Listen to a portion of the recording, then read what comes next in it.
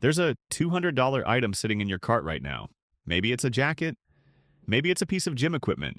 You hover over checkout and then you see it. A small option just below the total. 4 interest-free payments of $50. And right there, something shifts. The $200 stops feeling like $200. The math is clean. $200 divided by 4 equals $50.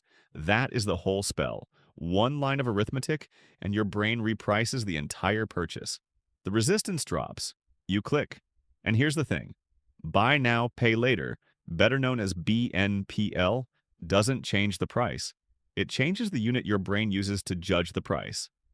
Buy now, pay later is one of the fastest growing payment tools in the country. And it isn't growing because it's complicated.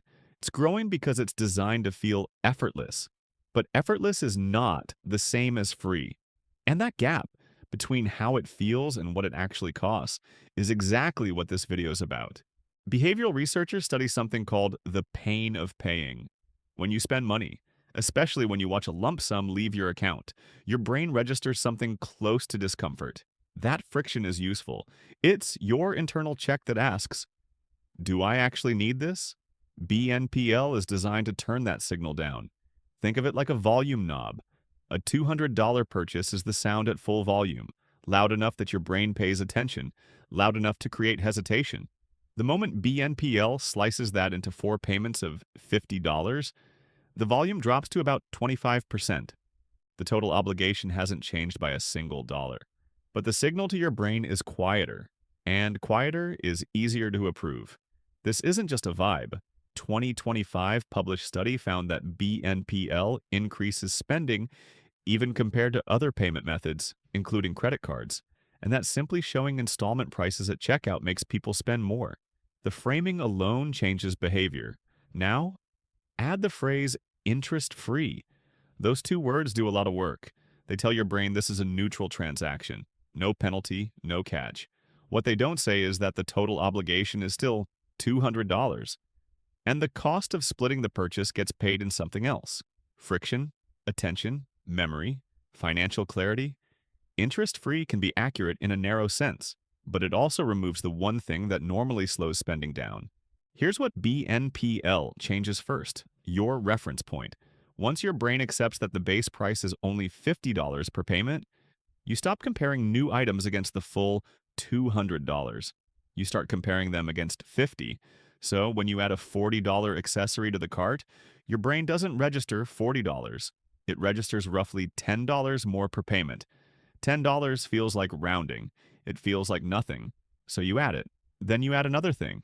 And suddenly your $50 plan isn't 50 anymore. It's 60, then 72.50, then 92.50. Meanwhile, your total obligation quietly climbed from $200 to $240 to $290. And you approved all of that in about 3 seconds. This is not a willpower failure. It's a logic shift BNPL creates by design. The question your brain was asking at the start of checkout was, can I afford $200? By the time you're adding items, the question has quietly become, can I afford $60 today? Those are 2 completely different financial conversations. And only one of them accounts for what you actually owe. Merchants know this. The installment display is not shown at checkout as a courtesy. It's shown because it drives higher average order values. The framing is the product. So now you have 4 clean $50 sitting in an app on your phone, each one scheduled to pull automatically from your account. It feels organized. It feels manageable. Then one turns red. Missed. Maybe your account was lower than expected that week. Maybe another bill cleared first. Maybe you just didn't notice the timing. Whatever the reason, the system doesn't pause. A late fee appears, often in the $10 to $20 range, depending on the provider. And now the math isn't clean anymore. A $200 purchase plus a $15 late fee becomes $215. That doesn't sound catastrophic, but here's what it represents. Your brain made a $50 decision. Your account is now settling a $215 obligation. That gap, between the number you approved and the number you owe, is the cost of the framing, and it usually shows up after the purchase is long forgotten. Lending Tree's 2025 Buy Now, Pay Later tracker found that 41% of BNPL users reported making at least one late payment in the past year, up from 34% the year before. And here's the part that surprises people. High-income borrowers were among the most likely to pay late, because the problem isn't intelligence, it's tracking. For a long time, BNPL lived in a weird middle zone. Not quite credit card, not quite loan. Kind of its own universe. That's changing. So that $50 decision is becoming more likely to have a paper trail. One $800 purchase is easy to hold in your head. It has weight. You remember making it. But 16 $50 payments spread across 3 different apps, pulling on different schedules? Your financial memory runs out. Each plan feels too small to track, so you stop tracking them. It's like opening a browser tabs. 1 tab is fine. 5 tabs, still okay. But when you have 20 tabs running in the background, your system slows down, and you don't even know what's eating the memory. Here's what's happening psychologically. Your brain registers ownership at the moment you click purchase. That's the loud moment. The payments happen later, quietly, automatically, with none of the emotional weight of the original decision attached. Over time, you stop connecting the two events. You underestimate what you owe because you never feel the full cost of anything. The spell isn't the payment plan. The spell is what it does to what you remember you spent. And the end result is lifestyle creep by 1,000 cuts. Now, quick comparison. Because a cautious, high-earning family doesn't need more moral lectures. You need a clean risk profile. A credit card you pay in full is the cleanest system if you already have the cash and the discipline. Because it keeps everything in one place. One statement, one number, one memory. A 0% promotional offer can work for one planned big purchase. An appliance, furniture, as long as you treat the payoff date like a hard deadline. Miss that window and deferred interest can hit like a trap door.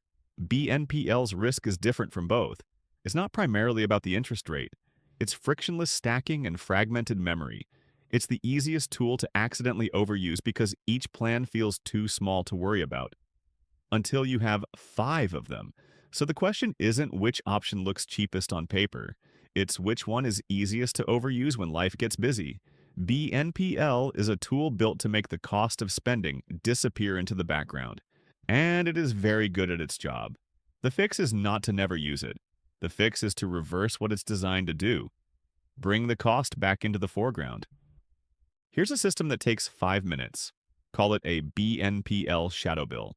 Open your phone's Notes app and create one line. BNPL monthly total. Under it, list every active plan, the merchant, the remaining payments, and the due dates. Format it like this. BNPL monthly total. Affirm $50 on February 28th, March 14th, March 28th. Klarna, $27 on March 1st, March 15th. Afterpay, $18 on March 6th, March 20th. Then set 2 recurring calendar reminders, one on payday, BNPL check, 1-2 days before your busiest day of the week, BNPL due sweep. And here's the rule. If you can't update that shadow bill in 30 seconds at checkout, you don't use BNPL for that purchase. That one small friction point reverses the entire design. Buy now, pay later works by making cost invisible. The shadow bill makes it visible again. One number, one place, no tabs running in the background. If you found this useful, hit like, subscribe, and turn on notifications for more simple explanations.